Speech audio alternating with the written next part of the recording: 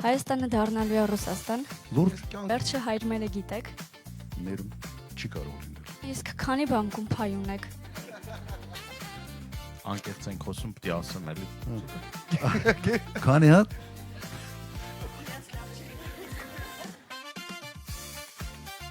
Բարև ձեզ, ես Սրբիսիմեն եմ, հարցս կուղեմ բոլորին, ինչ կարծիք ունեիք մինչև Ռոբերտ Քոչարյանին ճանաչելը ու իրեն ճանաչելուց հետո։ բայց շատ զգուշ։ Կարծում էի շատ խիստ, պարզվեց ինչ, պարզվեց, ես ինչ եմ հասկացել, էլի, եթե ձեզ ադեկվատ հիմնավոր կարծիք ասենք, անհնարად է փոփոխություն չբերի։ Մոտ 80-90%-ով պատկերացրել եմ նենց, ոնց պարոն նախագահին հիմա ճանաչել եմ եւ եթե դու չլինես, չգիտեմ, երբեմն նաեւ խիստ չլինես կարգապատ, դու չես կարող ունենալ այդ հաջողությունները։ Մի պատմություն էլ ես պատմեմ, ազգային ժողովում ելույթ եմ ունենում, եւ քննադատում եմ նախորդ իշխանության ժամանակ բաստողումները, բան, մինչեւ գալիս եմ հեռախոսից եմ հասնում, տեսնում եմ տասնյակ զանգեր, բան, ասում եմ, բա որ դու քննադատում ես, բա չես վախենում նախագահը կարող է բան անի, նեղվի կամ չգիտեմ, եւ այս առումով այդ կարծրատիպերը, այդ միֆերը, որ կա իրապես գոյություն չունի, էլի, Ժողովուրդ ջան, շատ անկեղծ եմ ասում այդ ամեն ինչի մասին։ Ես մի բան հասկացա, էլի, դուք ուզում եք ձևավորված իմիջից քանդել, քայքայել, ասենց գետնով տա, խստության վերաբերյալ, այո, ճիշտ է, խիստ եմ, բայց ոչ թե քննարկումների ժամանակ։ Եթե որոշումը կայացված է, պետք է խիստ լինես եւ միջև վերջ հետեւես որոշումները տեղ հասնեն։ Դու պետք է հնարավորություն տաս մարդիկ արտահայտվեն։ Եթե հնարավորություն չտաս, եթե մարդիկ զգան, որ արտահայտվելուց, եթե մեկ այլ կարծիք են ասում, կարող է կոպտես, այլևս կարծիք չես լսելու։ Ամենից վատ ղեկավարը որոշում չկայացնող ղեկավարն է։ Հետո պետք է ուղղակի ասենց երկաթյա կարգապահությամբ պետք է կատարվի։ Կարգ ու կանոնը իմ ասենց նաև տեսակի մեջ է, բայց երբեք չեմ համարել, որ ես ամեն ինչի մասնագետ եմ եւ ձեր բոլորի կարծիքը ինձ համար նշանակություն ունի։ Այ երբ որ ազգային ժողովում իրավիճակը սրվում է, լարվում է ու սկսում են անտակտությունները իշխանությունների կողմից, դուք լարվում եք կամ նյարդայնանում եք դրանից, թե բան տեղել չեք դնում։ Շնորհակալություն։ Շատ եմ լարվում, չնայած այնտեղ չեմ, որովհետեւ իմ ընկերներն են այնտեղ փորձում ամեն դեպքում ամբողջությամբ նայում եմ, Ես մի քիչ երևի որ էմոցիոնալ եմ, հնարավոր չի ազգային ժողովում նստել, լսել իրանց խոսույթը Արցախի վերաբերյալ, եկեղեցու վերաբերյալ, արժեքների վերաբերյալ, ուղղակի թշնամական խոսույթով են հանդես գալիս եւ դա բերում է նրան, որ նյարդերը շատ ժամանակ տեղի են տալիս։ Նաեւ ուզում եմ օգտվելով առիթից ներողություն խնդրել մեր հայրենակիցներից, շատ ժամանակ այդ կոնֆլիկտների բանի համար մենք պիտի այս ընտրություններին համոզիչ հաղթանակ տանենք, վստահ եմ, եւ այս իրավիճակը կվերանա եւ մենք ազգային ժողովը կվերածենք առողջ քաղաքական դիսկուսի տեղ, որտեղ որ գաղափարները, մտքերը մրցակցության մեջ կլինեն։ Գիտեք, որ անհարմար ֆորմատ գոյություն ունի հարցերի։ Պարոն նախագահ, իմ հարցերն ուղղված են ձեզ։ Եթե պատրաստ եք, սկսենք։ Եթե գայք իշխանության, պատերազմի հավանականությունը մեծանում է։ Վերանում է։ Շատ լավ։ Իսկ միայն ձեր ծանոթ բարեկամներին է լավ լինելու։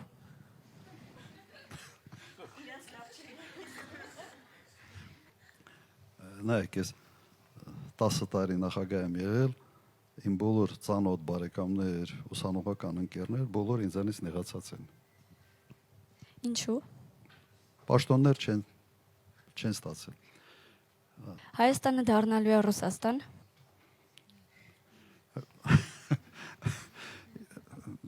Մի հատ պարզաբանման ուղղակի կարիք կա, էլի։ Դե գիտեք, որ ընդունված է ու տարածված է այսպիսի մի կարծրատիպ, որ ձեր օրոք Հայաստանը դառնալու է Ռուսաստան։ Նայեք, ոնց որ ես 10 տարի նախագահ եմ եղել, Ռուսաստան չդառավ։ Հաջորդ հարցը, երբ դուք լինեք մեր երկրի ղեկավարը, որքանով մեր երկիրը կդառնա բաց այլ երկրների հետ համագործակցությունների համար։ Իսկ երբ է եղել մեր երկիրը փակ այդ համագործակցության համար։ Նայր, հենց իմ նախագահության ժամանակ մենք դարձել ենք Եվրոխորհրդի անդամ։ Շատ ավելի լայն աշխարհագրությունների մայցերի, շատ ավելի շատ երկրների հետ մենք պայմանագրեր ենք կնքել եւ մի կարևոր հանգամանք։ Այն ժամանակ դուք Եվրոպա կամ այլ տեղ գնալու համար վիզաները շատ ավելի հեշտ էինք ստանում, քան հիմա։ Եվ հատկապես վիզաների հարցով ես ուղղակի համոզված եմ, որ շատ կարճ ժամանակում կարելի է հասել նաև Եվրոմիության հետ այդ հարաբերությունների մակարդակին, երբ առանց վիզաների հնարավոր կլինի ճամփորդել Եվրոպա։ Պարոն նախագահ, վերջը հայրմերը գիտեք։ 3 լեզվով։ Ես քահանայի թոռ եմ, իմ պապս քահանա է եղել Աստղաշեն գյուղում, նախկին գյուղի անունը Դաշպուլաղ էր, վերջի քահանան է եղել, որտեղ 26 թվականին մոտարապես 26-27 թվականներին բոլոր եկեղեցիները փակվել են Ղարաբաղում Ադրբեջանի իշխանությունների կողմից եւ ինքը գյուղի վերջի քահանան է եղել։ Ոնց կարա քահանայի թոռը չիմանա, այսպես ասենք, հայրմերը։ Պարոն նախագահ, ձեր հայրական պապն է եւ հայրական կողմի պապն է եղել քահանա։ Այո, այո։ Իմ հոր հայրը Սարգիս։ Ավելի շատ դերունց էին ասում։ Բարբարով դա էին ասում եւ մեզ մեր գյուղում ասում են դերունց ազգներ։ Դերունց, տենց մնաց մեր գյուղում այդ անվանումը մեր։ Բայց Սարգիս Քոչարյան։ Իսկ ո՞նց է կանելու, որ կոռուպցիա չլինի։ Մի կողմից պետք է համակարգը այնպես աշխատի, որ կոռուպցիոն ռիսկերը հնարավորություն չունենան ուղղակի դրսևորվելու, մյուս կողմից եթե այդ դեպքերը կան, ուրեմն խիստ պատիժներ պետք է սահմանվեն։ Ավելի մեծ խնդրեմը եղել է պաշտոնյաների փոխկապվածությունը բիզնեսների հետ։ Այսա պետք է բացառվի։ Իսկ քանի բանկում փայ ունեք։ Խորը ցավով պետք է ասեմ, որ ոչ մեկը 8 տարուց ավել է այս իշխանությունը արդեն իշխանության գլխին է։ Բանկային համակարգը Հայաստանում ամենից թափանցիկ համակարգն է եւ եթե նույնիսկ կասկած ունենային, որ նման բան կա, վաղուց քրական գործերում սա արտացոլված կլներ անկասկած։ Հիվանդանոցներում Նայիրի բժշկական կենտրոնն էլ չէ։ Եթե մենք Նայիրի բժշկական կենտրոնի հետ կապ ունենայինք, ապա եւս այդ հարցով մի հատ քրական գործ կլներ եւ մեղադրալի կարգավիճակ ունենայինք։ Չկա զերո։ Այդ Հեբելսյան բանն է, չի 100 անգամ մեկ սուտը կրկնում են, ուղղակի այդ սուտը ճշմարտություն, ոչ թե ճշմարտություն է դառնում, բայց ընկալում է որպես ճշմարտություն։ Իսկ կասեք ինչն է ձեզ օգնել կայանալ։ Ձեր հաջողության գաղտնիքը։ Գաղտնիքը կարգապահությունն էր։ Երևի յուրաքանչյուրիդ մոտ եթե օրինակ այդ օրը պլանավորել ես, որ պետք է գնաս մարզադահլիճ։ Ասեն զարթնել ես մի քիչ ոնց որ գիշերը լավ չես քնել, հավես չունես։ Մանա ես փնտրում, չէ, միգուցե այսօր չգնամ, ասենց վաղը գնամ։ Այդ բանը իմ մոտ ոչի չկար։ Պլանավորել եմ, պիտի անեմ։ Եվ այսպես ամեն ինչում։ Հավես չկա, օրինակ ուսանող ժամանակ դաս անելու, քեզ ստիպում ես, դասը տանում ես։ Հավես չկա ինչ որ բան անելու։ Հավես կա այդ օրը մի երկու ժամ շատ քնելու, բայց դու քեզ զսպում ես եւ քո պլանավորածը առաջնահերթ է դարձնում քո համար։ Սա է իմ կարծիքով ընդհանրապես կյանքում հաջողության հասնելու գրավականը։ Եվ իմ վերջին հարցը, պարոն նախագահ, որը շատ կարևոր է։ Պատմության մեջ ուզում եք մնալ ավելի շատ սիրված ղեկավար, թե արդյունավետ։ Իհարկե արդյունավետ։ Եթե դու պետական գործիչ ես, ուրեմն առաջերտին քո ժառանգությունը դա քո կատարած աշխատանքներն են։ Հիմա դրա արդյունքում սիրված ես, թե սիրված չես, կարևորը արդյունավետությունն է։ Այդպես եմ միշտ մտածել։ Շնորհակալ եմ շատ նման անհարմար հարցերը հանդուրժելու եւ ամենակարևորը պատասխանելու համար։ Շնորհակալություն։ Պարոն նախագահ, այսքան որ այս անհարմար հարցերն եղավ, այսքան անկեղծացեք, մի հարց էլ ես ունեմ, այդ հարցով էլ ինձ են շատ դիմում, որ միջնորդեմ վերջը դեֆանսը ձերն է, թե չէ դեֆանս թաղամասը Երևանի։ Ինձ խնդրում եմ, որ միջնորդեմ, չգիտեմ, ինչ-որ զեղչերով տուն վերցնեն, սա անեն, նա անեն։ Ոչ, որևէ կապ, որևէ առնչություն, նույնիսկ չգիտեմ, թե ով է դա անում։ Բացարձակապես տեղեկություն չունեմ։ Ես բոլոր միջնորդողներն այսուհետ ասել եմ, որ ձերս պատասխանը նայեն եւ վերջ, պարոն նախագահ։ Ողջույն բոլորին, ես Արտուրն եմ։ Ամենակարևոր դասը, որ ստացել եք երիտասարդ տարիքում ու մինչև հիմա ձեզ հետ է։ Չգիտեմ դասը որտեղից, ես իմ համար երկու օրենք ունեմ, գլխիս մեջ աշխատում եմ պահել։ Մեկը պետք չի ոգևորվել ոգևորիչ խոսքերից, խրախուսանքներից ու պետք չի ընկճվել քննադատությունից։ Ոչ մեկը, ոչ մյուսը։ Եվ երկրորդը կարևոր չի հարվածները ընկնելը, դա չի որոշիչը կարողանում ես վեր կենալ, թե չէ, շարունակել քայլել։ Այս փորձում եմ գլխիս մեջ պահել։ Ամենակարևոր բանը, որ ես ինձ համար միշտ որդեգրած եմ եղել, ես հասկացել եմ իմ ցանկացած քայլ ուղիղ եւ լավը եւ վատը անդրադառնալու է իմ ընտանիքի վրա։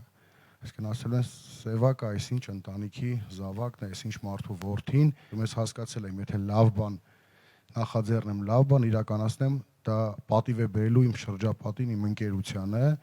Հարցս հետևյալն է. Հայաստանը երբևէ կդառնա Եվրոպա, իսկ ինչ պետք է անել դրա համար։ Եթե խոսքը գնում է երկիր բարեկեցիկ, ժողովրդավարական, երկիր, որտեղ քաղաքացին իրեն լավ է զգում, պաշտպանված է զգում, այո, դա հնարավոր է կառուցել, անկասկած։ Համակարգել ուժեղացնել կարող ենք, տնտեսություն զարգացնել կարող ենք, ապրանքների որակը բարձրացնել կարող ենք, ազատ նենց անձնագիր ունենանք, որը խնդիրներ չի ստեղծում, հակառակը դռներաբացում, այո, կարող ենք։ Կրկին ողջունում եմ բոլորին, ես Անժելան եմ, հարցը սողված է Սևակ Խաչատրյանին։ Դե քանի որ հանրություն ձեզ համեմատաբար ավելի քիչ է ճանաչում, ես կուզեի իմանալ, որոնք են մի քանի բաները, որ կուզեք ձեր մասին իմանա հանրությունը։ Շնորհակալություն։ Բայց ես ուրիշ հարց ունեմ։ Կարող է ինչ-որ բան կա, որ հաստատ կուզես, որ չիմանան։ Չէ, որովհետև երբ որ տենց ինչ-որ բաներ այսօրվա այս դարում, այս լուսավոր դարում հնարավոր չէ լինի թաքցնելը։ Բայց կարելի է այս հարցին գործընկերները պատասխանեն։ Իհարկե։ Դժվար վիճակի մեջ դրեցիք։ Ինքը իր մասին դժվար լավ բաներ ասեր, վատ բաներ պետք է ասեր։ Սևակը մարդ է, ով ունի հստակ արժեհամակարգ ու հստակ կարմիր գծեր, որ չի անցնելու ոչ մի պարագայում, կապ չունի քաղաքական բանը ինչա թելադրում։ Մարդ է, ով ունի կարմիր գծեր ու իր արժեհամակարգը, որ ինքը կրողն է ու որը պաշտպանում է։ Լավ է, որ մեր քաղաքական թիմը ունի կարմիր գծեր եւ ինչ որ բաներ կա, որ չի ուզում այդ արժեքային համակարգի վրայով անցնի, կարծում եմ լավ է։ Օրինակ ես չեմ կարող այդ սկզբունքների վրայով անցնել, որ չեմ կարող ստել։ Չեմ կարող, որովհետև մտածում եմ, որ բա հանկարծ սուտս որ բռնվի, հաջորդ անգամ գետինը պիտի մտնեմ, էլի, ասես չեմ կարող բան անեմ։ Դրա համար այսքան տարի քաղաքականության մեջ ոչ մեկը չի կարող ասել, որ ես մի բան եմ ասել, հետո մեկ ուրիշ բան եմ ասել, հետո լրիվ երրորդ բան եմ ասել կամ ստել եմ եւ այլն։ Այդ ընթացքում նախագահի կառավարման հսկայածավալ աշխատանք է տարվել, բայց այն PR-ի տեսանկյունից, այդ պոպուլիզացիայի, սենց ասելու, խոսելու նախագահը դրա ուշադրություն չի դարձրել։ Այդ աշխատանքները, քանի որ դուք երիտասարդ տարիք եք էլի, ես ուզում եմ նաև հիշեցնել, որ Երևան քաղաքում լուսավորվող փողոց չի եղել անգամ։ Լուսավոր այդ փողոցում լույս լինի։ Էլ չեմ ասում են մնացած աշխատանք։ 3 փողոց է եղել լույս։ 3, երևի հրապարակը։ Ընդամենը 3 փողոց է եղել։ Հա, դու որ պատկերացնեն ինչի է հասցվել երկիրը ու միգուցե նաև այդ է սխալ եղել պարոն նախագահ, որ այդ ժամանակահատվածին Գարնիկ, ես լավ, մի քիչ այլ կերպ ձևակերպ մտամ, դուք որ գնում եք, օրինակ բանկամատից ձեր քարտը մտցնում եք եւ օրինակ 100,000 դրամ փող եք ստանում։ ձեր հաշվից։ Դուք բանկամատին շնորհակալություն եք հայտնում։ Չէ, լուրջ էլի, դուք բանկամատից շնորհակալություն հայտնում եք, չեք հայտնում, չէ։ Հիմա պետական բյուջեից, այս ժողովրդի հարկերից փող է հավաքվում, ինչ որ մի բան է սարքվում։ Հետո խիպտի այդ մարդու շնորհակալություն հայտնել։ Ես այդպես էի մտածում։ Վերջի ես կոպիտ ասած չեմ գնացել ուրիշ բիզնեսում փող աշխատել, եկել իմ գրպանից ինչ որ մի լավ բան եմ անում, որ գան ինչ շնորհակալություն հայտնեն, ես էլ ամբողջ օրը կրշկրշան հավի նման դրա մասին խոսամ։ Այսպես էի մտածում։ Պետական բյուջեն մեր քաղաքացիների վաստակած գումարներից, այսպես հարկերի ձևով հավաքագրված գումար է, որով պետությունը, կառավարությունը պարտավորում է ծրագրեր իրականացնել եւ իրականացնում է։ Եվ դրա համար ասենց սարքել, չգիտեմ ինչ, անկեղծ ասած, ոչի ինձ համար անընդունելի անհասկանալի է։ Դրա համար է ես դա չի անում։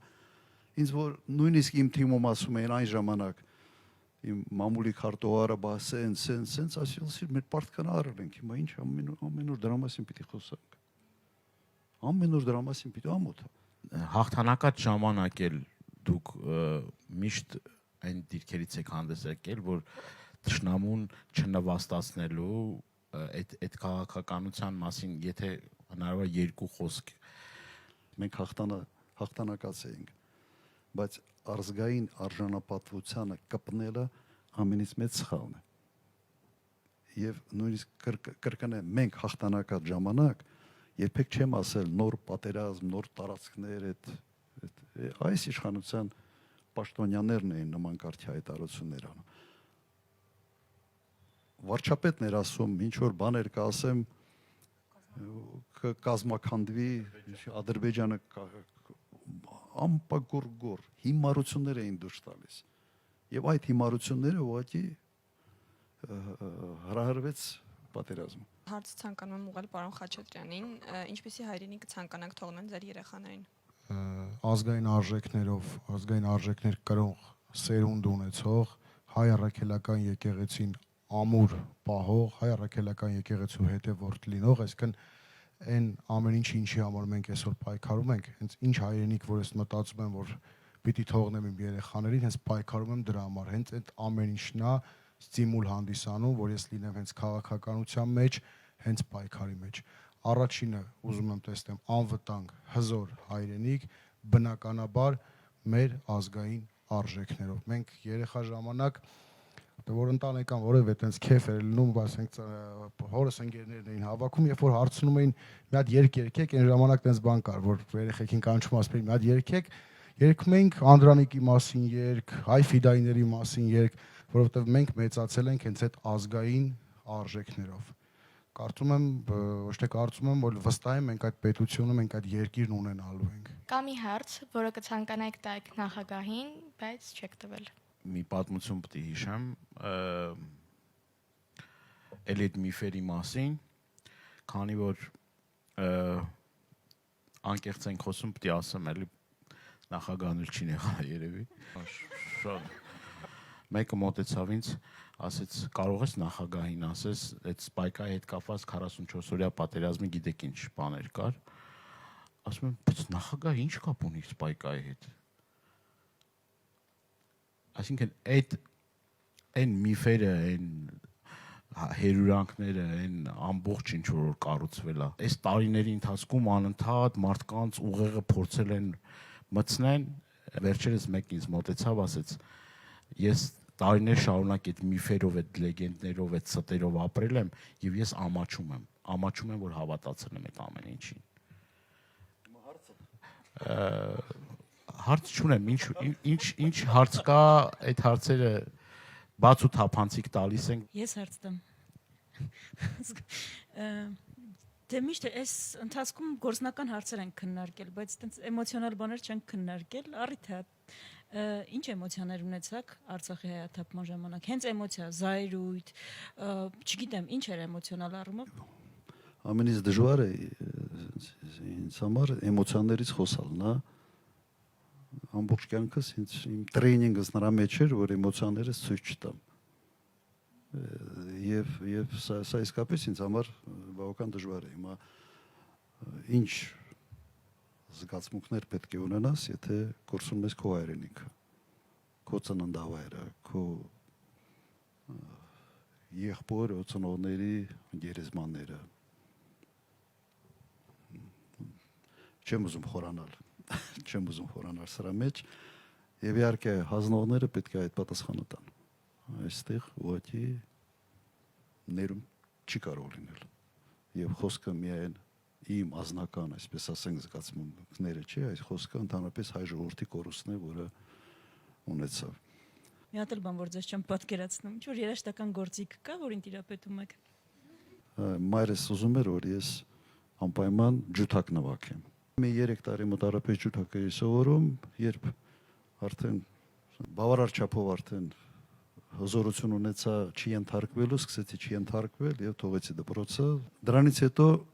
ջութակ ձեռս չեմ վերցրել, բայց ջութակը որպես երաժշտական գործիք իսկապես սիրում եմ։ Մի ժամանակ կատակ էի արել այդ արդեն բանի ժամանակ, որ ինձ մերս հիշեցրեց այդ ջութակի հարցը, ասի՝ «Մամ, դու չես ջոկել, որ ավտոմատը ձեռիս ավելի էր սազում, քան բանը, էլի, արդեն պատերազմի տարիներն էին, քան ջութակը»։ Ընդունեց։ Պարոն նախագահ, նախագահ եղած տարիներին լինում էր դեպքեր, որ որևէ երկրի նախագահի, օրինակ, ուղակի դուք զանգահարեիք, չլներ ինչ-որ մի հարց, չլներ պետական դա արարողակարգի մաս, ինչ-որ բան, կամ իրենք ձեզ զանգահարեին, նույնիսկ իրար հալից հարցնեիք։ Ազնական հարաբերություններում մի քիմիա կա, ինչ որ մեկի հետ ստացվում է, մեկի հետ չի ստացվում, չէ՞։ Այն ժամանակ այո, նման կարգի քիմիա ձևավորվել էր Ֆրանսիայի նախագահի հետ, բավական հաճախակ ենք հանդիպում, այն ժամանակ Լեհաստանի նախագահի հետ Կվասնևսկի հարաբերությունները կար, Բուլղարիայի նախագահի հետ լավ հարաբերություններ էր, Պրվանով Գեորգի, Ռուսաստանի նախագահի հետ անկասկած իդեպ Ելցինի հետ եւ շատ ավելի մոտ հարաբերություններ ուղղակի Պուտինի հետ կան, այդպիսի Սլովակիայի նախագահի հետ հետարքիր Շուստեր նախագահի հետ հետարքիր հարաբերություններ էին ձևավորել։ Կարող եմ պատմել, թե օրինակ Դավոսում էր, մենք նույն հյուրանոցում էինք մնացել, ինքը ինձ հրավիրեց իր մոտ, երբ արդեն իր սենյակում, իր հյուրանոցի այդ սենյակում, ասաց՝ մի խմիչք կա, արի փորձենք, փոքր ռումկաներով, դա միայն իմ ծննդավայրում, իմ գյուղում են դա սարքում, մեր շրջանում, ուրիշ դե աշխարհում այս խմիչքը չկա, ասացի փորձենք։ Օտարը հասկացա ինչ է, հոնի օղի էր։ Խմեցի, աս ինչքան ես ուզում դրանից քեզ ուղարկեմ, ասաց ոնց, ասի լսիր, մանկուց եմ ես այդ օղին խմում։ Չհավատաց, հենց հետ ենք եկել, այդ օղուց Ղարաբաղ խոսացի, Ղարաբաղում ընդունված էր եւ երկու արկղ միանգամից ուղարկեցի իրեն եւ բավական ջերմ հարաբերությունները շարունակվել է բավական երկար ժամանակ։ Մեկ անգամ Լեհաստանի նախագահի հետ այց էր պլանավորած, ինքը պետք է գար, հետո զանգեց, ասեց, գիտես, ասեց Ռոբերտ, բանա, ասենց ինչ որ բաներ կա, այցը հնարավոր է հետաձգենք։ Ու լինում է ասենց պետական այց նախատեսած կամ պաշտոնական այց եւ ինչ որ հանգամանքներ է բացվել եւ ինքը զանգեց, որ ես հանկարծ չմտածեմ այլ բան կամ չնեղանանք, որովհետեւ պրոտոկոլային ինչ որ միջոցառումներով պատրաստվել ենք արդեն։ Ասի մի տարբերակ կա, կներեմ, եթե քո ծնունդը ստեղ անենք։ Ծնունդն էլ 2 ամիս հետո էր։ Հետո եկավ իր ծնունդը ստե նշեցինք Սևանում միասին նշեցինք եւ հենց իր պաշտոնական այցը իր ծնունդի օրը։ Հենց ընդունեց եւ այսպիսի դրվագներ շատ է եղել։ Ոնց եղավ, որ օրինակ Էդուարդ Էրնեկյանը, Քրքորյանը կարողացաք Հայաստան բերել եւ ներդրումներ կատարեն Հայաստան։ Եթե չեմ սխալվում, գինեգործությունն էլ չէ Էրնեկյանի հետ կապված, որ այստեղ զարգացավ։ Ինքը գինի էր արտադրում Արգենտինայում եւ ամեն տարի ինքը ինձ մի արկղ գինի էր ուղարկում նոր տարու վրա։ Եթե չեմ սխալվում, կարամ գինու բանել խաղողի սորտը Մալբեկ։ Հետո մեկ անգամ հանդիպելուց ասես միջև երբ ես ինձ Արգենտինայից ինքնաթիռով ինքը իր սեփական որ գալիս գնում էր, ասես միջև երբ ես այդ Արգենտինայից շալակած միջև ստե բերելու։ Ասես ծիծաղեց, ասեց, «Էլ չուղարկեմ»։ Այս չի ուղարկի, բայց ստեղ արջեցրած ստեղի աճեցրած խաղողից, ստեղի սարկած գինուց, հետո երևի մի 2 ամսից հետո ինքը որոշել է ստեղ հող առնի, խաղողի այգիներ հիմնի եւ գինի արտադրի։ Կարած գինին հենց մեր այդ խոսակցության, այդ զրույցի արդյունքում ծնվեց։ Մարդիկ ուզում են իմանալ տուրնիկի վրա ժիմ քանի հատ է կանում եւ ամենաշատը վերջի ռեկորդը որն է եղել օրինակ։ Ջայել ժամանակ 28 անգամ ժիմ էի անում։ Լավ թիվա։ Բայց 10 հատ հենց հիմա էլ կանեմ։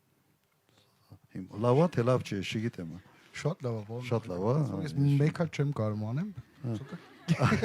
Քանի հատ։ Մի հատ։ Լուրջ կյանքում չեմ արել, չեմ փորձել, պարոն նախագահ։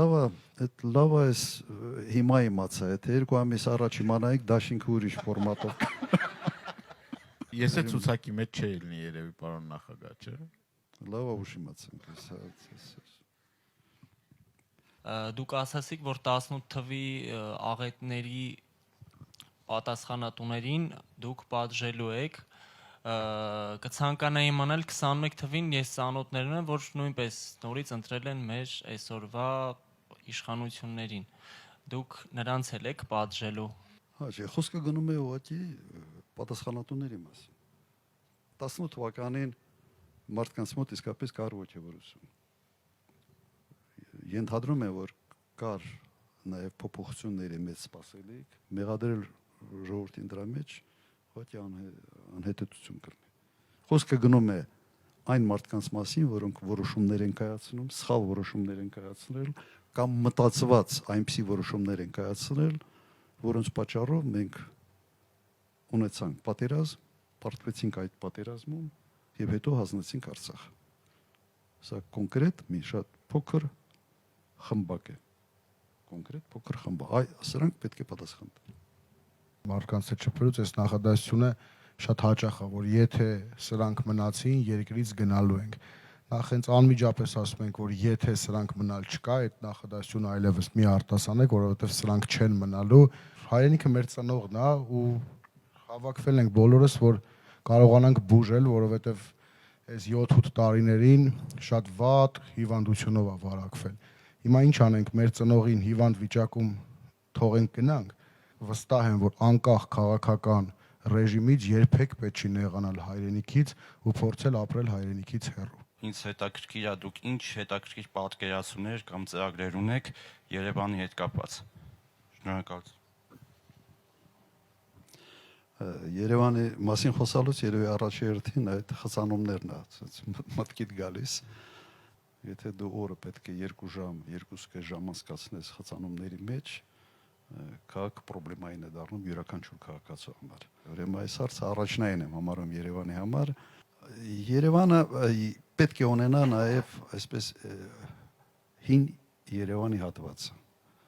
Այն ժամանակ եւս հատուկ հատկացրեցիք մի հատված, որը պետք է հին Երևան լիներ, բայց ինչ-ինչ պատճառներով այդ ծրագիրը ասես չքայլեց։ Ինչ որ կիսատ պրատ, ինչ որ բաներ արվեց, կարծում եմ սա այն դեպքն է, որ պետք է անել։ Այդ հին քաղաքի հատվածը մենք պետք է ստեղծենք։ Քաղաքին ոնց որ դա է պակաս։ Մի շենք կար, երևի դուք չեք հիշում կամ միգուցե, չգիտեմ, նկարների վրա տեսել եք, Կուկուռուզ էր անվանում։ Հա, հիշում եք այդ շենքը։ Ինքը որոշակի սիմվոլիկ բան ուներ, նշանակություն ուներ Երևանի համար, ուղղակի երկրաշարժից հետո այնպիսի վթարային վիճակում էր, որ պարզվեց, որ ներդրողը հնարավորություն չուներ որևէ կերպ այդ շենքը վերականգնել։ Հենց տակից միջև վերև ճաք էր ուղղակի։ Մեծ ճաք էր եւ շենքի ամրացումը բավական պրոբլեմային էր։ Այն ժամանակ շենքը քանդվեց, տեղը ուրիշ բան պետք է կառուցվեր, նմանատիպ կարելի էր այստեղ մի շատ սիրուն պրոյեկտ ուղղակի ունենալ։ Այսա կցանկանայի տեսնել։ Եթե ձեզնից մեկը մեքենա վարում է, ովքեր իմ ընկերներից վարում են, շատ ավելի նյարդային են, քան նրանք, ովքեր չեն վարում, որովհետև հանդիպման ժամանակին հասնում են հանդիպման, 40 րոպե կայանատեղի են ման գալիս։ Կայանատեղիներ են պետք։ Ու այս կարմիր գծերը անդադ թանկացնելով այդ չի լուծումը։ Կայանատեղիներ կառուցել, բազմահարկ, վերգետնյա, ստորգետնյա, այս կարմիր գծերի այս անտրամաբանական թանկացումները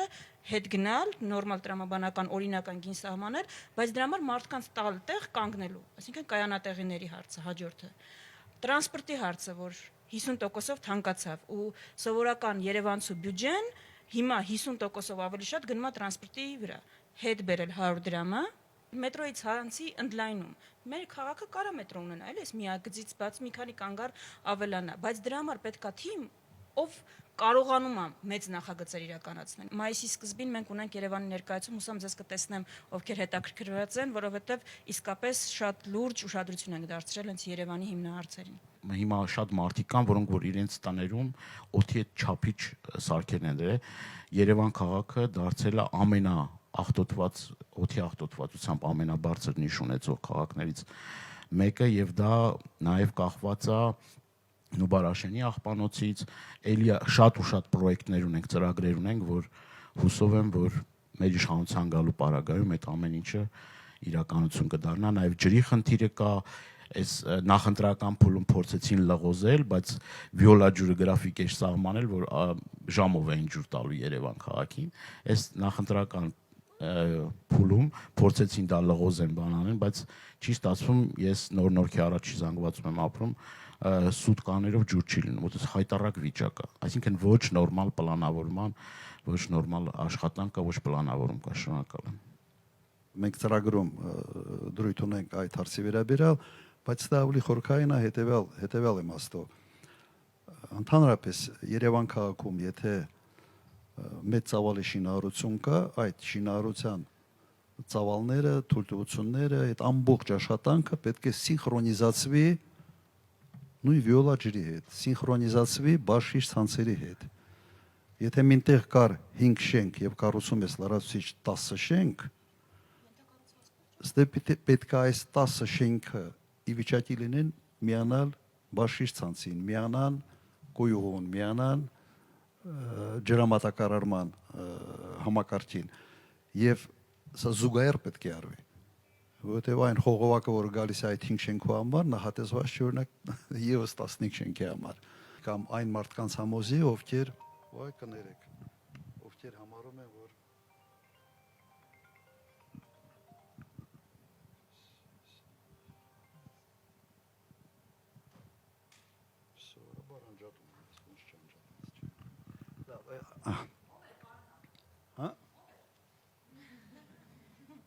ասեմ ով է։ Սարին այդ հարցը հետաքրքիր է։ Լևոն։ Պատասխանեք։ Քոչարյան, չէ՞։ Հարցս ուղղում եմ ձեզ, պարոն նախագահ, եթե դուք լինեիք իմ փոխարեն, առաջիկա ընտրություններում ինչու կընտրեիք հենց ձեզ։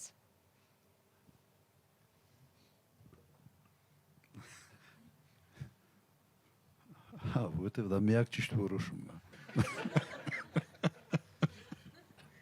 Որովհետև Հայաստան դաշինքը ունի այն, ինչը այս երկրին անհրաժեշտ է։ Հիմա պետքա փորձառություն, պետքա լավ բանակցող, պետքա մեծ պրոյեկտներ իրականացնել կարողացող թիմ։ Ուրիշ կարող ես չեմ տեսնում ամենայն հարգանքով։ Ես ոչ թե որովհետև սիրում եմ Հայաստան դաշինքի անդամներին իմ ընկերներն են, նայում եմ իմ պետությանը ինչ է պետք, որ գնայի վիրահատության լավ բժիշկ է ընտրելու։ Հիմա երկիրը այս վիճակում է, պիտի ընտրենք մեկին, ով կարող այս վիճակից հանի։ Դրա համար։ Բայց ասեմ, սա ամենից մեծ պատիժն է լինելու։ Իրականում չեմ նախանձում նրան, ով ընտրվի առնվազն մոտակա մի 2-3 տարին, դաժան տարիներ է լինելու ընտրվածի համար։ Որովհետև դուք ընտրելու եք փորձը, ընտրելու եք երիտասարդությունը, ովքեր պատրաստ են անձնվիրաբար ծառայել Հայաստանի Հանրապետությունը, որպեսզի ունենանք ազգային հզոր պետություն։ Հիմա պետք է իրավիճակը շտկենք եւ մենք այն ուժն ենք, որ կարողանալու ենք հաղթահարել այդ դժվարությունները եւ նախագահ Քոչարյանն էլ այդ ճգնաժամային կառավարիչն է միշտ դժվար պահերին պարոն նախագահ տենց է ստացվել ձեր կյանքն էլ տենց դասավորվեց ինչ արած Պարոն նախագահ մեկ էլ բոլորը մի հատ սելֆի անենք Անենք